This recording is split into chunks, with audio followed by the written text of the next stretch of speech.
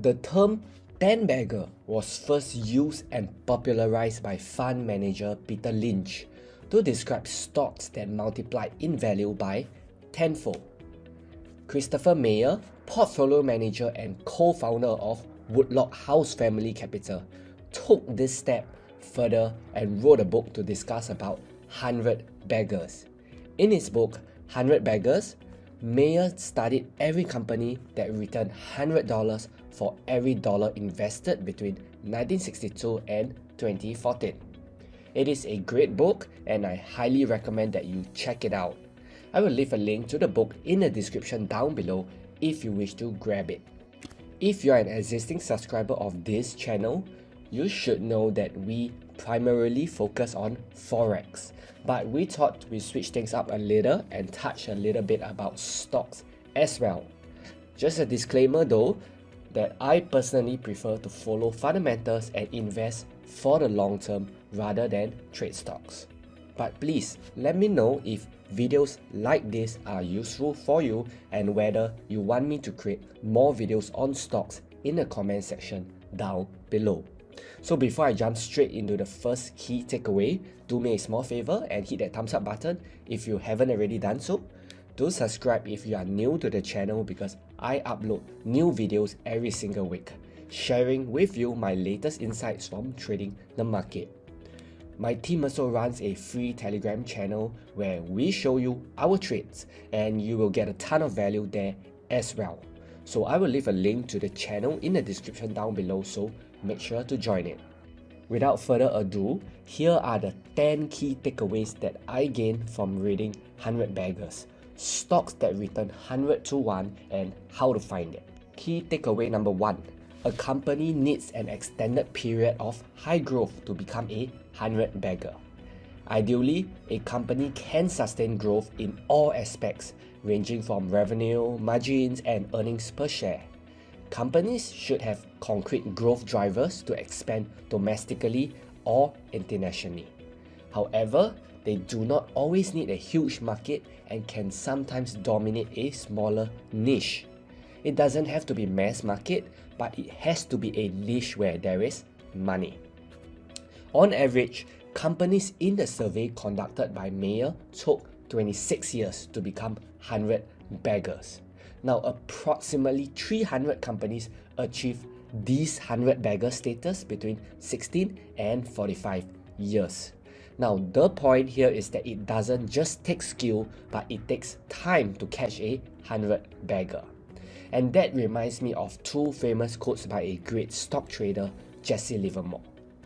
Men who can both be right and sit tight are uncommon. And it was never my thinking that made the big money for me. It was always my sitting. Got that? My sitting tight. Key takeaway number 2. Price to earnings ratio expansion is the key to a 100 bagger alongside increasing earnings per share growth. But what do you do when a stock price to earning ratio grows extremely high? Well, in his book, Mayer quotes different opinions on what to do when stocks reach a lofty price to earnings ratio. He concludes that investors should still be reluctant sellers. Now, this decision boils down to whether your investment thesis in a company's fundamental is still valid and if you are able to sleep soundly at night when the stock becomes too high. Key takeaway number 3. Buy right and hold on. Mayer mentions that the one who buys right must stand still in order to run fast. That sounds a little complex, isn't it? Well, actually it isn't. He's just trying to say that you should sit through the volatility and hold on. By holding on, it not only insulates that investor from market noise, but it also protects them from emotions and volatility that could make them trade at the wrong times. Mayer mentions betting big on our best ideas and avoid having too many stocks in our portfolio.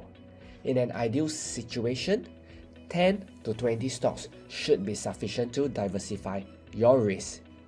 This advice is similar to Warren Buffett's advice that diversification may preserve wealth, but concentration builds wealth. Key takeaway number 4. Small companies that can grow by 10 to 20 times and still have room for even more growth are good candidates for 100 baggers. It's way easier for small companies to become 100 baggers relative to larger ones. This is quite common sense. Just imagine, how hard is it for Apple or Amazon to grow 100 times? I would say that it's almost impossible because these companies have already conquered majority of the market share.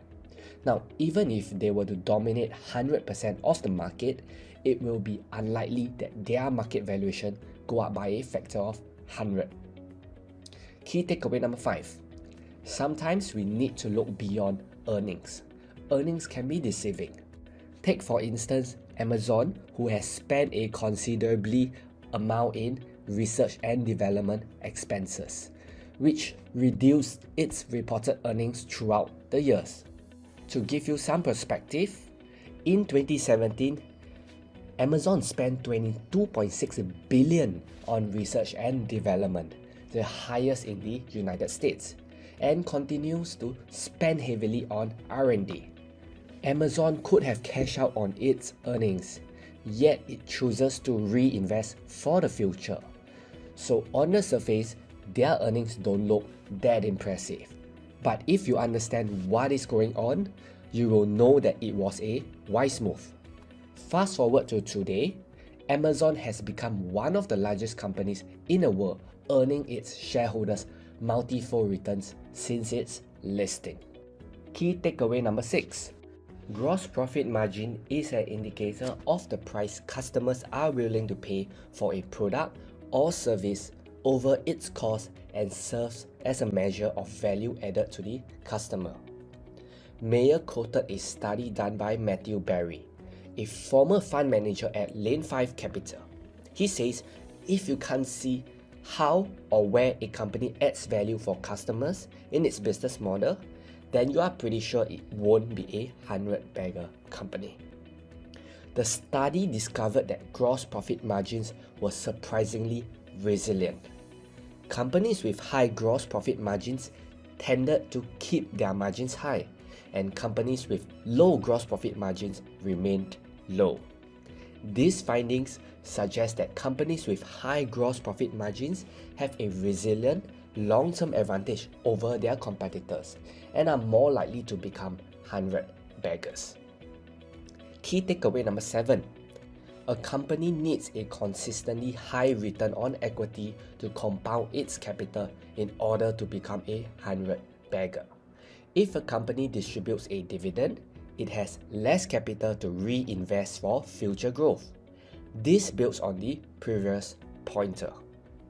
Due to this, high growth companies tend to not pay a dividend and look to reinvest their earnings for growth. Key takeaway number 8. Owner-operated companies tend to vastly outperform the broad stock market over a long period. A 2012 study showed that companies managed by the world's billionaires outpaced the index by 7% annually. When owner-operated companies have sizable ownerships in a company, they will most likely be aligned with shareholders' interests. Additionally, high insider ownership is also a protector against fraud.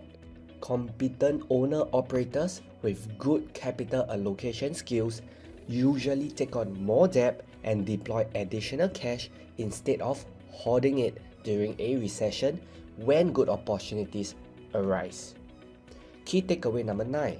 Share buybacks accelerate returns when done correctly. After share buybacks, the number of outstanding shares will fall and cause the earnings per share and the share price to jump. If you study Warren Buffett's interviews, he agrees that it is always wise to do share buybacks whenever the shares are trading below their intrinsic value. And it's not hard to see why. The lower, the better. But it is important to note that share buyback accelerate returns only when done in this manner. Key takeaway number 10. The 100-bagger population seems to favor no particular industry and includes retailers, beverage markets, food processors, and technology firms. This might come as a surprise to you, but it appears that there's no one industry that dominates the entire population of 100 bagger companies. Nonetheless, Mayer suggests sticking with relatively more established companies in stable industries that have long runways of growth, as 100 baggers need time to grow. The key is to seek companies with economic moats that allow them to outgrow other companies and dominate their industries. Industry stability is another factor in determining the durability of a moat. No moat is permanent, and competitors may eventually figure it out, even if there is a patent on the technology. Additionally, Mayer argues that great management should not be considered a moat. Now, I don't fully agree with this, but hey, that's an opinion and everyone is open to having their own opinion. So summing up this video, to catch a 100 bagger company, you need an extended period of high growth and a solid price to earnings ratio and earnings per share growth. This takes time, so it's important to buy right and hold on. High return on equity is also necessary, and always look for a business that has an economic moat. That's it for this video. I hope you got a ton of value. Do hit the subscribe button if you haven't already done so. If you enjoyed this video, do check out my other book summary videos, which I will link to right here. Thanks for watching, and I'll catch you in the next one.